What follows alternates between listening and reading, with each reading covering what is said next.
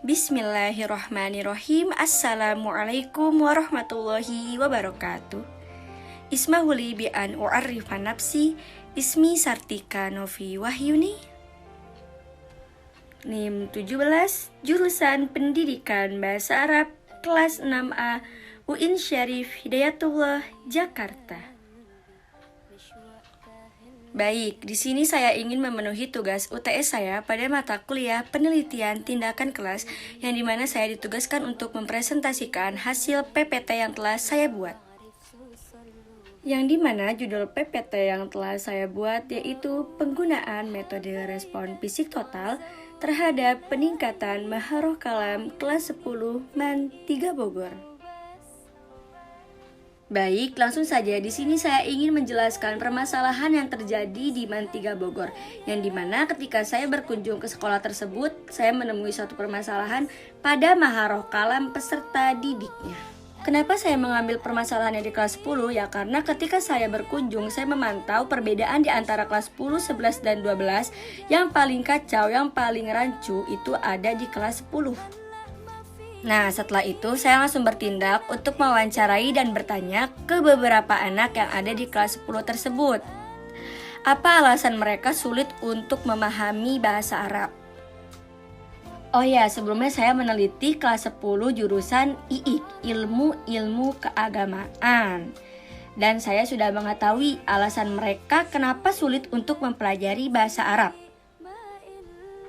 Alasannya yaitu mereka sebelumnya berasal dari sekolah umum, yaitu SMP, mayoritasnya gitu, rata-ratanya.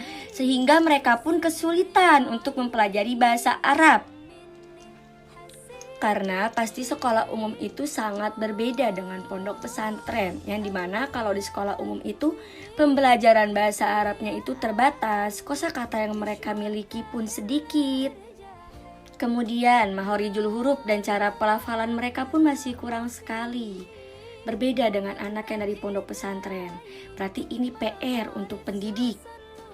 Nah, PR bagi pendidik itu, mereka itu harus tahu metode dan cara apa yang efektif untuk diberikan kepada peserta didik yang berasal dari sekolah umum, supaya mereka lebih baik lagi dari sebelumnya.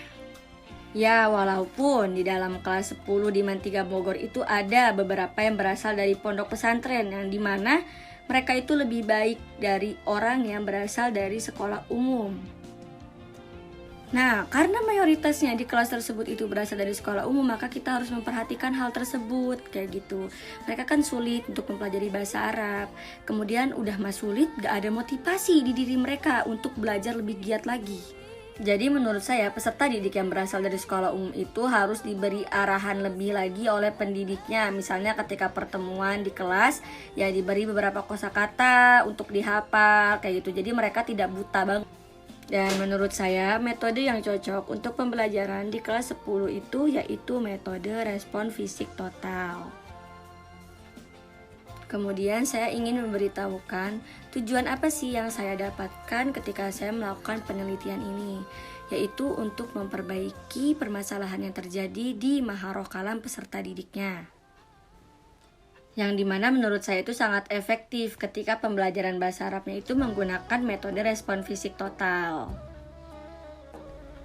Kemudian tujuan yang keduanya itu yakni supaya problem atau masalah yang terjadi di MAN 3 Bogor itu bisa teratasi, baik dari segi pelafalan, metode pengajaran.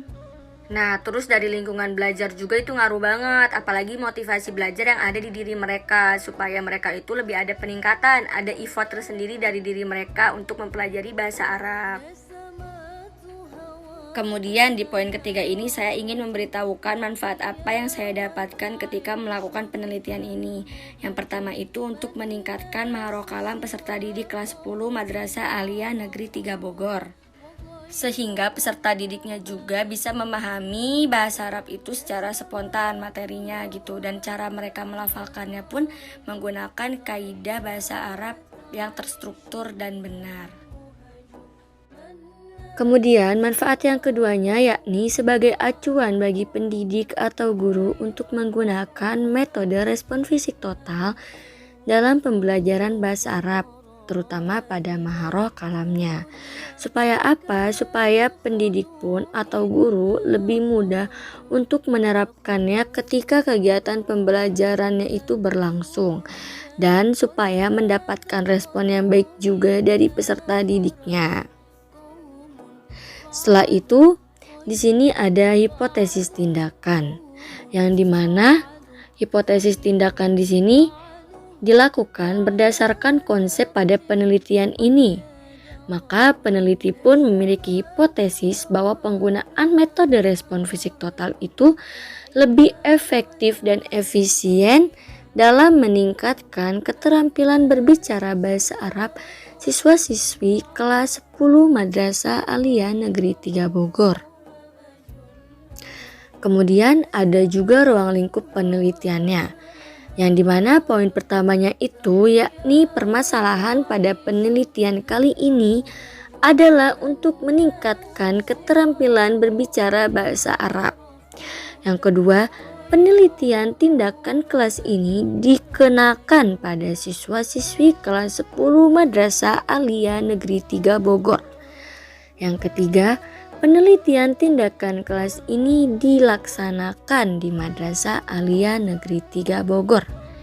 Dan yang keempat, dalam penelitian ini dilaksanakan pada semester genap, yaitu tahun ajaran 2021-2022 pada tanggal 18 April 2022.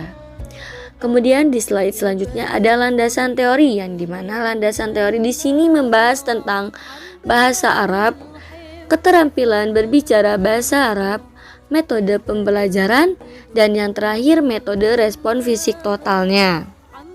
Nah, jadi teori yang dibahas itu ya kita itu harus tahu kan, yang pertama bahasa Arab itu apa sih, kayak gitu loh.